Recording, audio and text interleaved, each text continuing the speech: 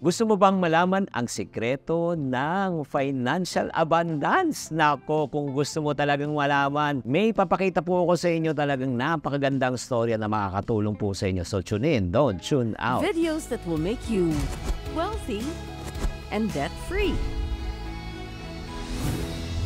Hi there, this is Chinkitan, your pambansang wealth coach. Sa episode na ito, we're going to delve into a very powerful story that we can learn lesson from. And this is from the Bible, yung tinatawag nating parable of the talents. And you will discover how being faithful with little things can pave your way to financial abundance. Alam mo itong story ng parable of the talents, napakaganda po. Meron isang master na pumunta sa kanyang mga servants at binigyan po nila ng kung anong kanilang kakayanan. Yung isa binigyan ng isang talent, yung isa 2 talent, yung isa 5 talent. At sinabi ng amo ay padamihin niyo yan, pagyabungin niyo yan. And then after a while, bumalik yung amo at tinanong nga kung ano nangyari. Yung 5 na doble, yung 2 na doble, yung isa, ang sinabi, boss, sa takot ako, baka malugi, nahiya naman ako eh. Kaya ang ginawa ko, itinago ko na lang tong isa at isinusoli ko na sa yung buo. Alam mo ang ginawa ng amo? Pinuri yung 2 na yung doble, parang yung isa, sinabi niya, ikaw wala kang kakwenta-kwenta. You wicked, ito ang word wicked and lazy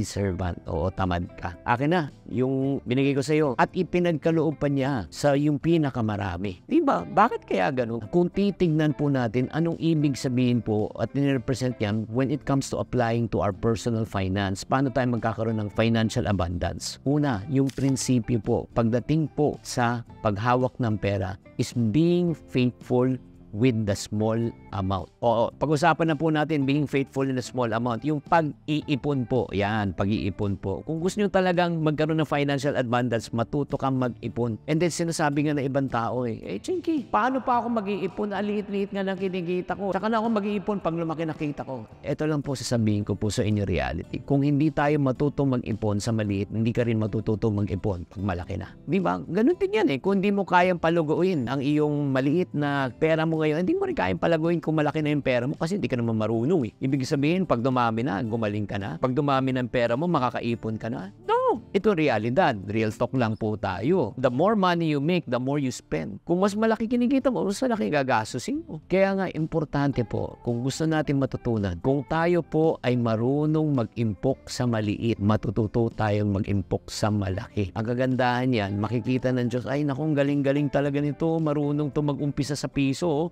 sa 5 piso, pagkatiwalaan mo pa ng mas marami yan. And that's how I started my financial journey. I disciplined myself when I was young. Anong ginawa ko po? Hindi ako gagastos hanggat wala akong ipon. Yung formula ng tinuro talaga sa akin, 50, 25, 25, 50% savings, 25 pang negosyo, 25 pang gastos. Na hindi ko alam na nakakaipon na pala ako. Hindi ko alam na de-develop na pala yung habit ko. So that is number 1. Grabe. Kaya nga sobra akong excited. Alam mo bakit? Kasi nung nag-iipon po ako ng, piso lang. Sa piso kinita ko, 50 centavos, savings, 25%, business, 25% I can spend. So, kita ko doon during that time, kutsarita. Anong mabibili mo sa 25? Dati kasi kita ko kutsarita. Pero ngayon, ang kita ko hindi na kutsarita. Ang pumapasok ng kita ko ay pala. So, imagine mo kung kumikita man ako, sample lang ng 1M per month. So, 500,000 savings, 250,000 investment, 250,000 I can spend. Kasi yun nga, yun yung naging pag-uugali ko. That is where you experience financial abundance. Yan, ni-reveal ko na po sa inyo. Number 2, gusto nyo maka-experience ng financial abundance when it comes to budgeting. Ito, kailangan marunong kang magpahalaga kahit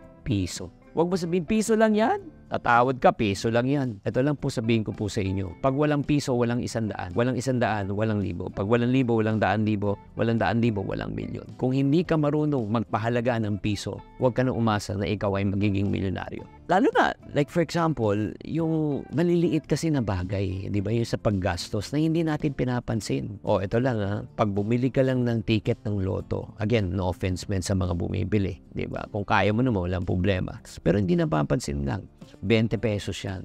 times 30 days, 600 naman, times 12 months, 7,200 a year. Kung kumikita ka lang ng 15,000, kalahating buwan ng sweldo mo, napunta na sa loto. So kung makikita mo, maliit yan, pag paminsan-minsan, pero pag binuo mo sa isang buwan, ay naku, napakalaki po yan. Kaya kailangan po, marunong din po tayo magpahalaga ng mga maliliit. Pangatlo, eto na, pagdating sa kitaan, ay grabe to. Kahit maliit ang iyong kita, maliit ang iyong sweldo, hindi mahalaga yung kita. Ang tanong, anong ginagawa mo sa kita? Ang ginagawa mo ba sa kita mo, kinakain mo, inuubos mo, o tinatanim mo? Ano ibig sabihin ng tsinki ng tanim? Simple lang yan eh. Titignan po natin na ang pera po natin ay parang binhi. Ano pong ginagawa ng magsasaka sa binhi? Tinatanim para dumami pa, di ba? Para umani. Ganun din po ang ginawa ko early in my career. Ang ginawa ko po, since wala akong masyadong puhunan, ang puhunan ko lang po ang aking good looks.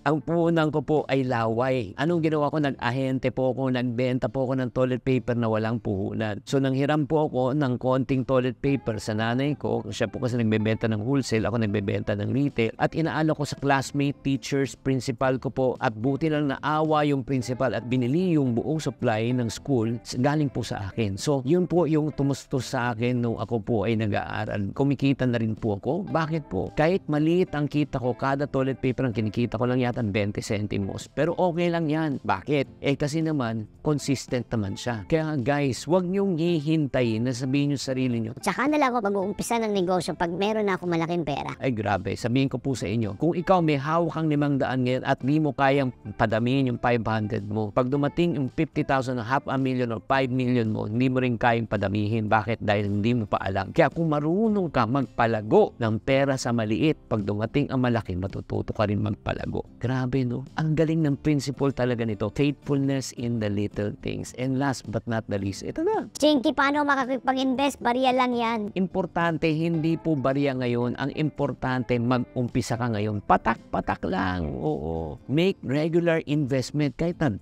500 a month, di ba? In 1 year, 6,000. Pagkatapos in 10 years, di ba? May 60,000 ka na. Tapos compounded pa siya. Naging gets nyo? Huwag nyong hintayin na lumaki ang income nyo bago ka mag-invest. Start right now. So, kung titingnan po natin, ano po ang natutunan po natin dito? Number 1, start small and start now. Diba? Mag-umpisa ka na ngayon. Huwag mo nang hintayin na magkaroon ka ng big break and big income. Number 2, mag-create ka na ng budget. Ayusin mo na. Diba? Kahit maliit yan. I-control mo yung spending mo. Ipunin mo yan. Pangatlo, anong gagawin mo? Pag may pera ka na, alaguin mo, padamihin mo. Pang-apat, pag ikaw ay kumita na ng pera, anong gagawin mo sa pera? I-invest mo, kahit maliit yan, and it will grow over time. Sana naman, natuto na naman kayo sa isang episode natin. The Parable of the Talent really teaches us the importance of being faithful in the little things. Ang tanong ko po sa inyo right now, ready ka na ba mag-umpisa kahit maliit? Kung ready ka na, type ready sa comment section. And dahil nga, tinapos mo tong video na ito, gusto kitang biyayaan ng isang napakaganda, no? Para magkaroon ka ng tinatawag na financial abundance. I would like to share with you a video on how you can really create a what we call as a money-making machine. Itong money-making machine na ito, ito yung tinatawag natin na chip method. Nabalitaan niyo na ba yung chip method?